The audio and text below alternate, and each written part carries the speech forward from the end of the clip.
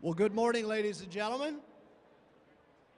Welcome to the most beautiful state capitol building in the United States. I'm Frank Brogan, the Chancellor of the Pennsylvania State System of Higher Education, and today representing 14 of the best universities that you'll find anywhere in the Commonwealth and across our great land. Welcome to our 14 universities. Today is not only Advocacy Day for our 14 universities and our students and faculty members, our presidents, members of councils of trustees will be filling these hallways and offices with a message of this great university system, which of course provides infinite opportunities to 110,000 students today and so many more to come in the future. Today, by the way, is also another special designated day. It's Tax Day, ladies and gentlemen.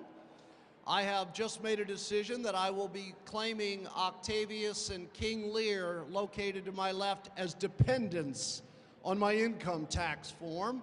I got to them before President Norton did, so they're my dependents as of this point.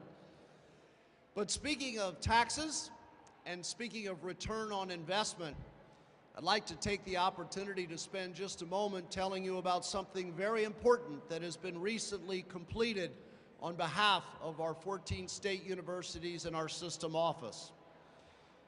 As we travel these hallways, as we sit in offices, oftentimes we are framed as looking for more money. And there's no question that to operate something this large, this complicated, and indeed this important, it takes important resources, and in our case, because we are also a publicly funded state university system, in part, important resources from the Commonwealth of Pennsylvania and the people who call her home.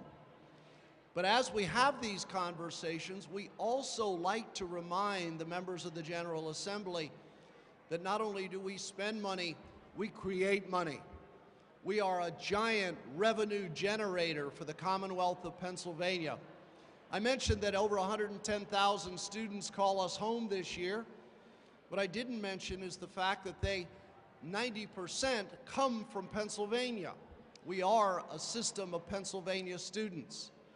And we also draw students from other states. Many of those states, once they acquire a graduation degree, will stay in Pennsylvania and place roots down in Pennsylvania and help become an important part of the fabric of its future.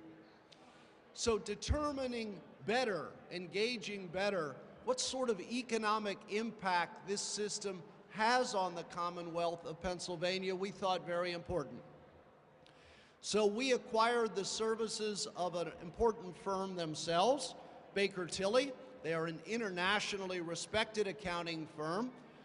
To conduct a study of the economic impact that our 14 universities and our system have on the Commonwealth of Pennsylvania. They used incredible algorithms that are nationally recognized to come up with the numbers that we're about to discuss and even more. And we are very proud to make you the first recipients of that information today.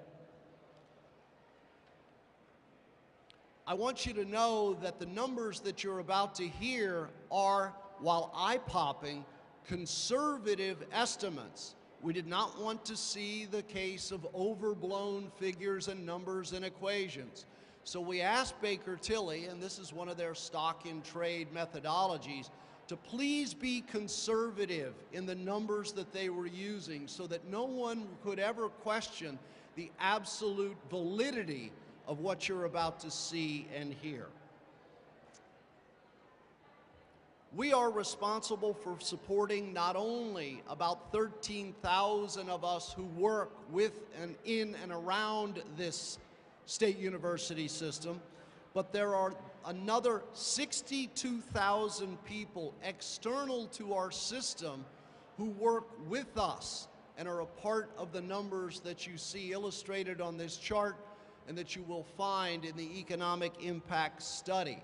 So not only do we work with almost 13,000 men and women who call this system their place of employment and contribute to it their genius, but also 62,000 additional people in the Commonwealth work with us, and in part then their livelihood is determined based on what we do as a system.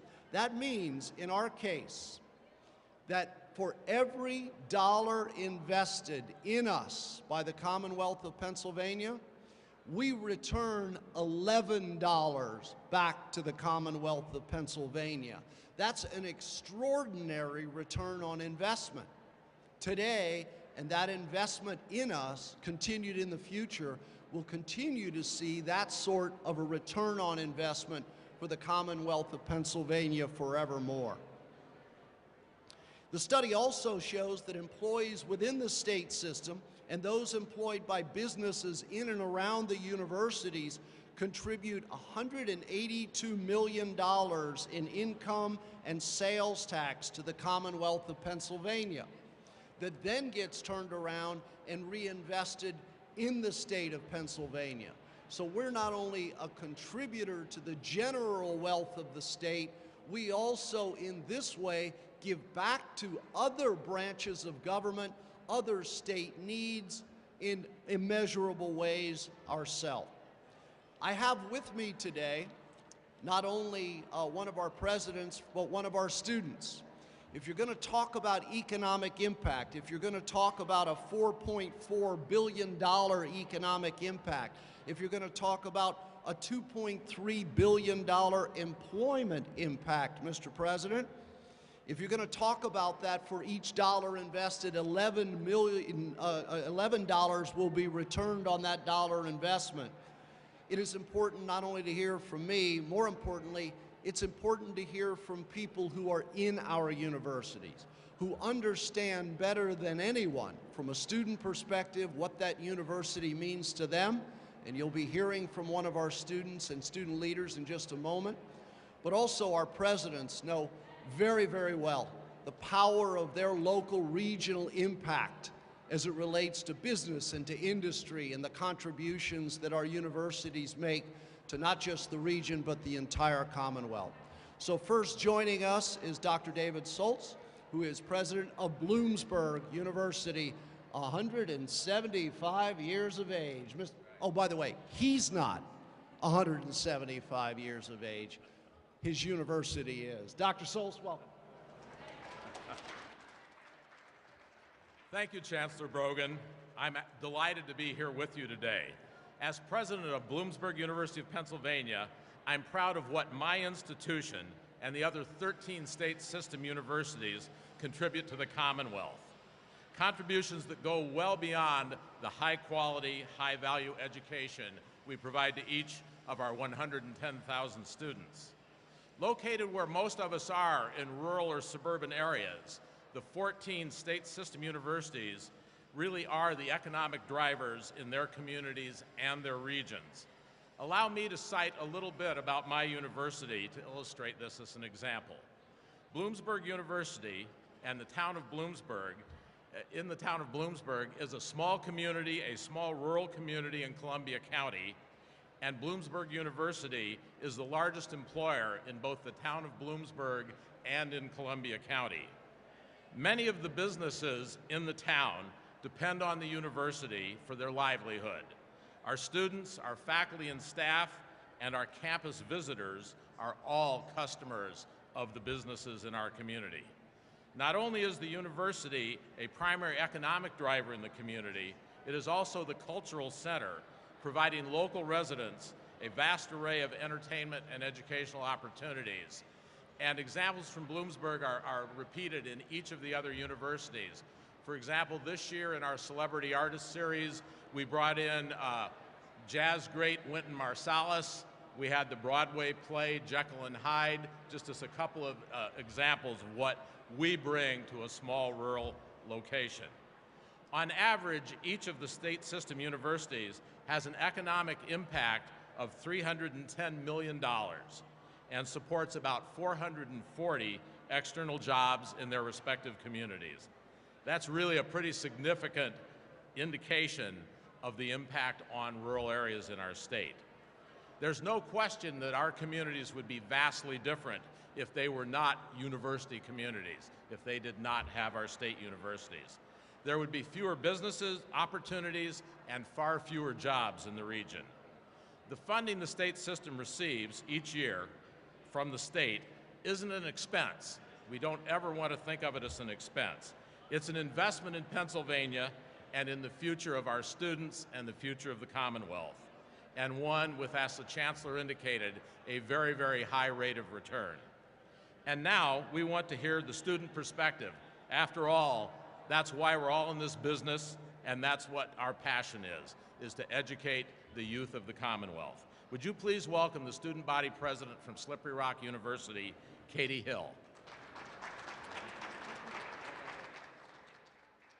Thank you, President Soltz and Chancellor Brogan.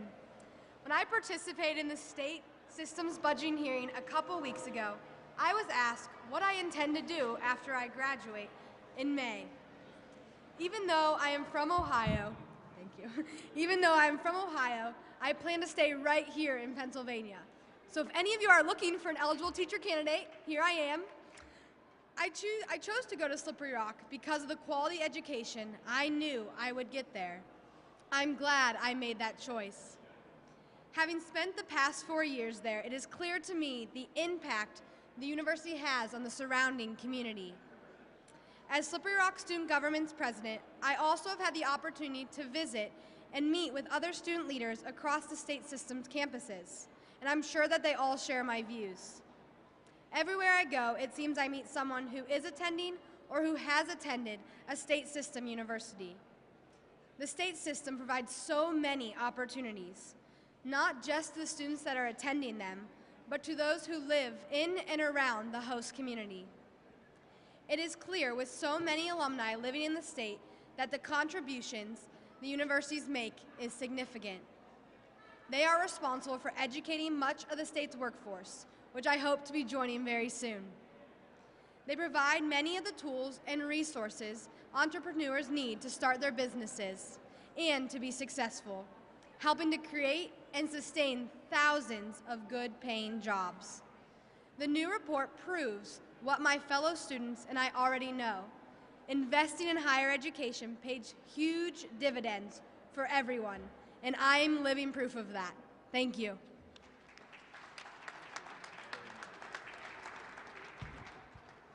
Thank you, Katie, and thank you, Dr. Soltz.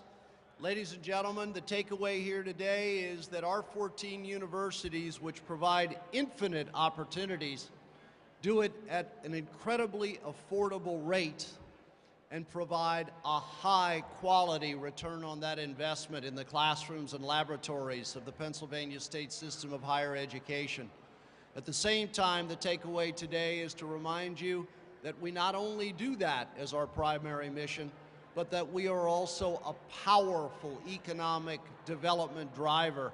And again, I want you to remember the number, $6.7 billion that this state receives as a result of the fact that not only do we exist, more importantly, what we do every single day. So to all of you, thank you, and I know there are members of the General Assembly in the audience, and again, to all of those representing our 14 universities, citizens, thank you so much for your kind attention today.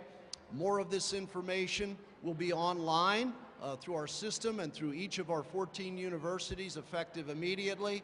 And following this gathering, if there are folks from the press who may want to spend some time with Katie or Dr. Soltz, they will be glad to make themselves available to you. Infinite opportunities is the name of the game today, and the Pennsylvania State System of Higher Education is ready, willing, and able to accept and offer that challenge. Thank you again for the chance to be with you. Thanks for coming to the Capitol today.